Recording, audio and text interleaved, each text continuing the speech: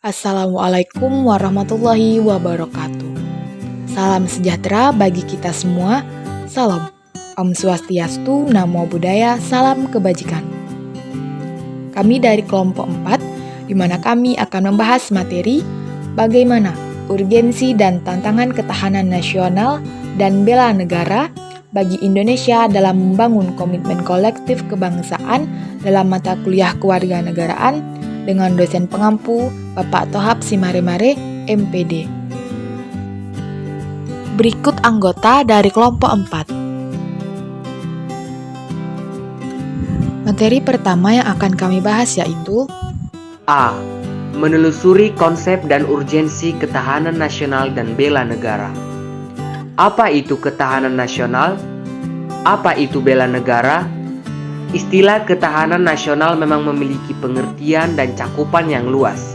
Sejak konsep ini diperkenalkan oleh Lembaga Pertahanan Nasional Republik Indonesia atau Lemhanas RI pada sekitar tahun 1960-an, terjadi perkembangan dan dinamika konsepsi ketahanan nasional sampai sekarang ini. 1. Wajah ketahanan nasional Indonesia. Gagasan pokok dari ajaran ketahanan nasional adalah bahwa suatu bangsa atau negara hanya akan dapat mempertahankan kelangsungan hidupnya apabila negara atau bangsa itu memiliki ketahanan nasional. Ketahanan nasional atau disebut sebagai wajah ketahanan nasional, yakni yang pertama, ketahanan nasional sebagai konsepsi atau doktrin. Yang kedua, ketahanan nasional sebagai kondisi. Yang ketiga, ketahanan nasional sebagai strategi, cara, atau pendekatan. 2. Dimensi dan ketahanan nasional berlapis. Selain tiga wajah atau pengertian ketahanan nasional Indonesia juga memiliki banyak dimensi dan konsep ketahanan berlapis. Oleh karena aspek-aspek baik alamiah dan sosial atau astagatra mempengaruhi kondisi ketahanan nasional, maka dimensi atau aspek bidang dari ketahanan Indonesia juga berkembang. 3. Bela negara sebagai upaya mewujudkan ketahanan nasional. Berdasarkan pasal 27 ayat 3 Undang-Undang Dasar Negara Republik Indonesia 1945 tersebut, bahwasanya usaha pembelaan negara merupakan hak dan kewajiban setiap negara Indonesia.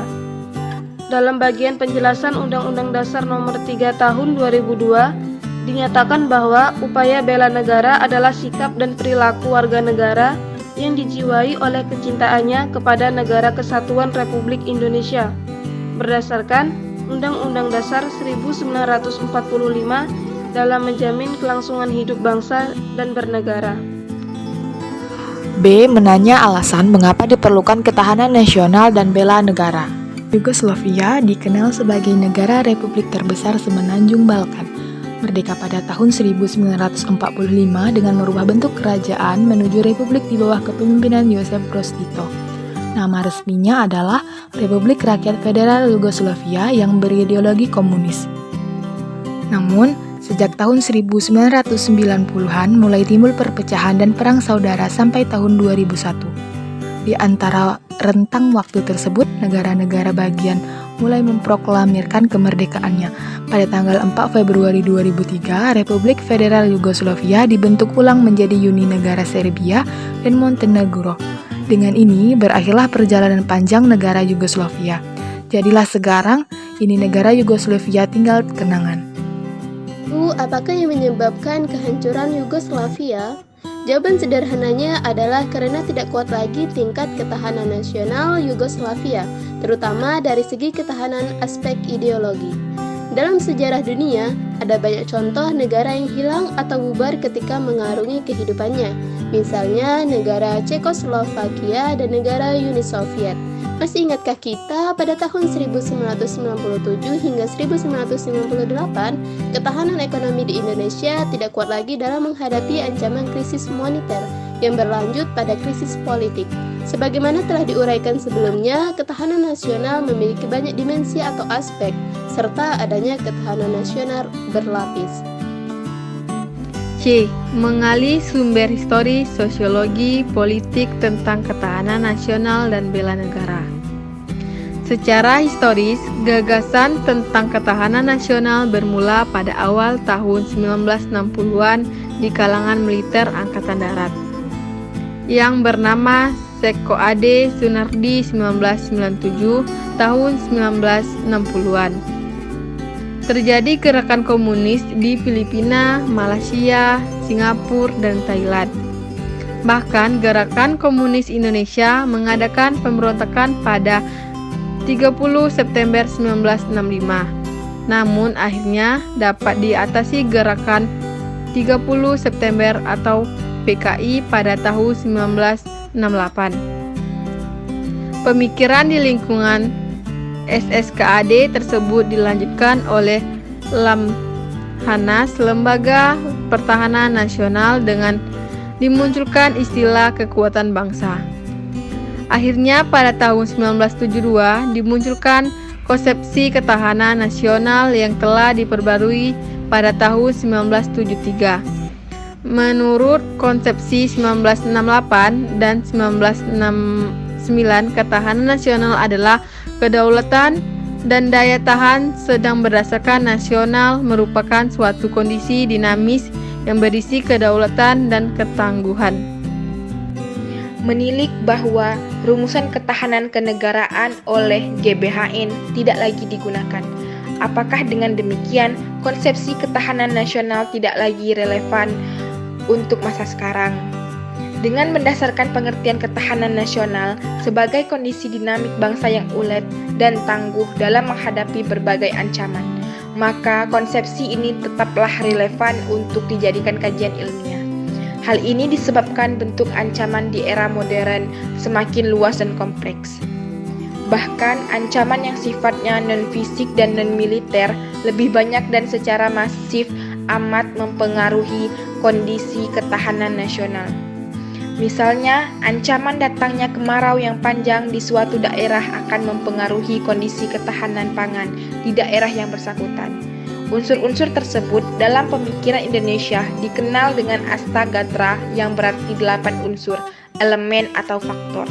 Sekarang ini, Lembaga Ketahanan Nasional atau Lemhanas RI sebagai lembaga negara yang mengembangkan konsep ketahanan nasional Indonesia sudah membuat badan khusus yang bertugas mengukur tingkat ketahanan Indonesia.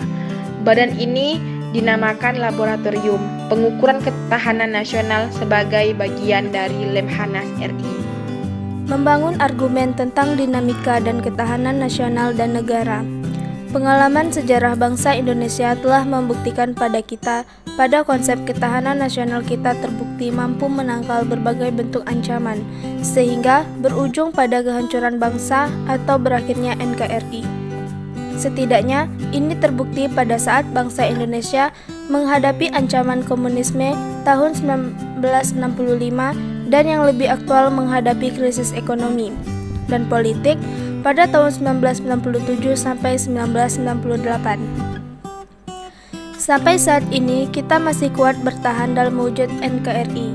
Ketahanan nasional Indonesia akan selalu menghadapi aneka tantangan dan ancaman yang terus berubah.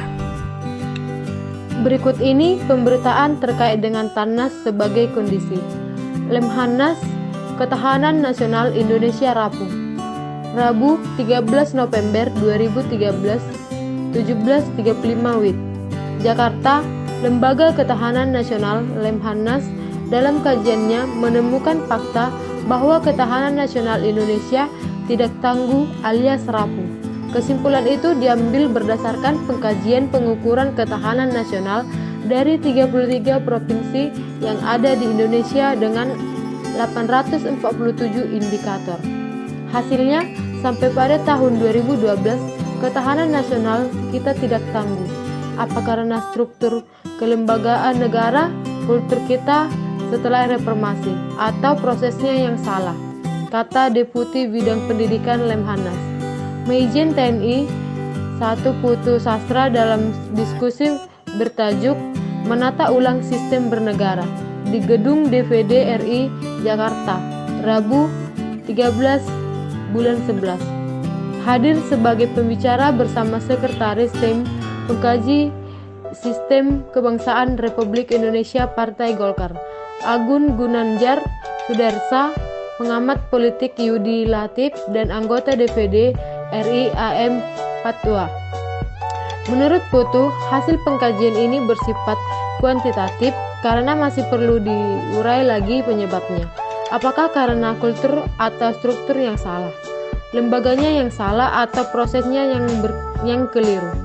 Ada 8 gatra yang menjadi ukuran ketahanan nasional, di antaranya geografi, demografi, ideologi, politik, ekonomi, sosial, budaya, dan pertahanan dan keamanan atau HAKAM, ujarnya.